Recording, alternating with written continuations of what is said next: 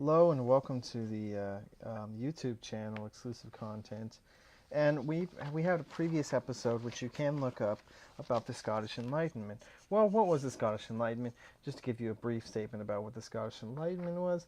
The Scottish Enlightenment encompassed a period in the 17th or 18th century in which Scotland had a huge educational boom and made advances in different fields, including philosophy, and rivaled other studies of the Enlightenment. And we wanted to discuss. We had an episode which you can look up on the podcast. It's you can go to iTunes. There is a link on the YouTube page as well for the podcast on iTunes. You go to iTunes, History with James, and it should be the first podcast under podcast. Okay? So anyway, the Scottish Enlightenment, we want to discuss the impact on America. So we looked at Scottish immigration to America before the Revolution. In the generation before the Revolution, 25,000 Scots came to America. Now we have to put that in perspective of how large the population was. Before the Revolution, there was a population of about 2.5 million Americans. So 25,000 actually is a pretty big number. One of those prominent Scotsmen who immigrated to America was James Wilson, who was a delegate to the Second Continental Congress from Pennsylvania and appointed to the Supreme Court later, also involved in the Constitutional Convention. So where do we go with that? In the lead up to the war, Wilson was prominent in the explanation for why America, its grievances and the different things that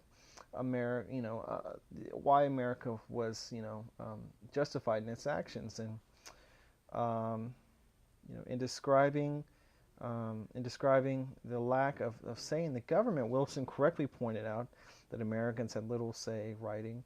But the House of Commons is not elected by the colonists, and therefore, from them, that body can derive no power. So, because they do not elect it, the body has no power over. The House of Commons has no power over the colonists. Wilson goes further in this statement, saying that because the people do not choose the House of Commons, their power is of no authority. Going back to the statement we said before. Interestingly, we see here the anti-authoritarianism of the Scottish Enlightenment and how these ideals transition to America. So, while many Scottish Enlightenments were learning English, a lot of the people knew English in Scotland, but arguing for a mainstream use of English to advance themselves, they did not exactly believe in all the ideals of English society and English government. And he points to the creation of colonists' own bodies, which are closer to home and chosen from the people. And he's making this was never published, but this was trying to make the case to the colonists that their interests are really represented by these local bodies, and also that these bodies of the House of Commons do not have any power, and their actions do not come into line with the colonists' interest.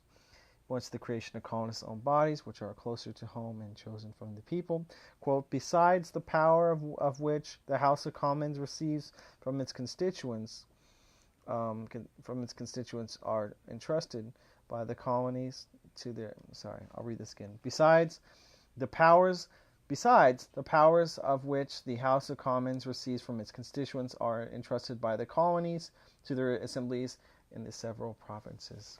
Again, the powers that are there, they have their own bodies which can make their own decisions and their own best interests at heart. Now, James Wilson was born in Scotland. He was educated at St. Andrews, Glasgow, and Edinburgh. All these are hotbeds of the Scottish Enlightenment. And he would certainly have been imbued with these ideals. He would become an influential figure in America, even as a delegate to the Constitutional Convention. Yet the Scottish connection does not end there. John Witherspoon would educate many of America's early founders as president of Princeton University.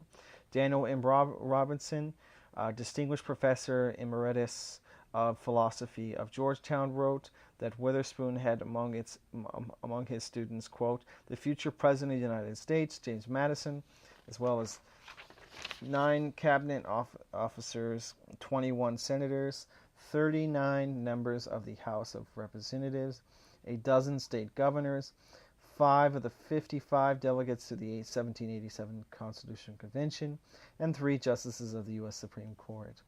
One cannot simply deny Witherspoon's impact in education. His Scottish Enlightenment education would have surely influenced those he educated. Witherspoon graduated from Edinburgh University, a hotbed of Scottish educational boom and thought and Enlightenment thinking. In 1764, the educational founder was awarded an honorary doctorate from St. Andrews, another Scottish university. Witherspoon did not stop there either. He would sign the Declaration of Independence in 1776. So Scottish thinkers were active in America. They took prominent roles in the Revolution, including drafting of the U.S. Constitution, in education, educating many of the leaders that came to America.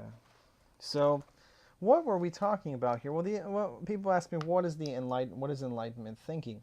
Well, Enlightenment thinking is essentially the empowerment of the individual to trust his own reason and his own judgment by education and being of virtue. So this is what the Scottish education was propagating in the United States. Prominent Americans were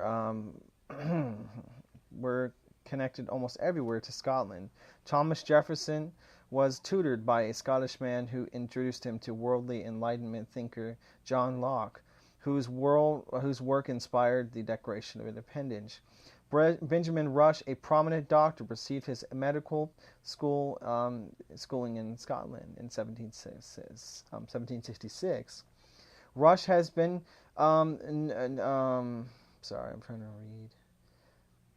Rush has been proclaimed as the father of American psychiatry by the American Psychological Association.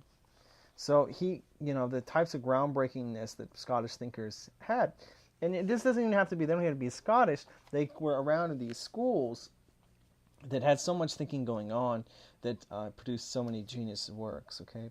The Scottish surpassed their British counterparts in England in medicine and in engineering, and they made revelations in sociology, philosophy, and the sciences, which in turn was a big part of the founding of America. Because we can see this here, that we can see it all around, wherever the founders are, they're also Scottish thinkers. So, people, and probably rightfully so, always tout this, Anglo culture or this Anglo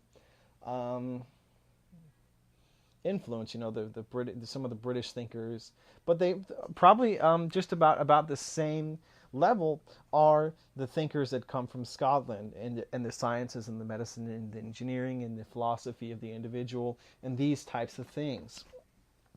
Turning again to Dr. Robinson, we see just how valuable Scottish thinkers were.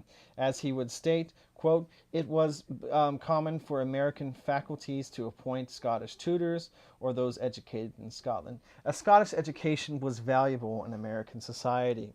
It did say something that you were very educated. To recognize this importance is to gain an understanding of the Scottish Enlightenment on America. So we need to understand this Scottish thinking, right? In the episode, we point this out, the Scottish Enlightenment episode of the podcast.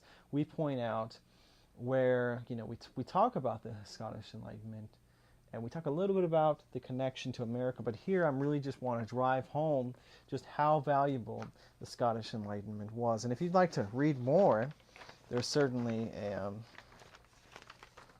the Scottish Enlightenment and the American Founding, and this is by Daniel N. Robinson, and this is taken from a academic article. If you'd like to read more, he's a distinguished scholar from Georgetown, also from Oxford University. So he's on both sides of the Atlantic. He has the connection both there. Anyway, this is James, and signing off and saying good luck.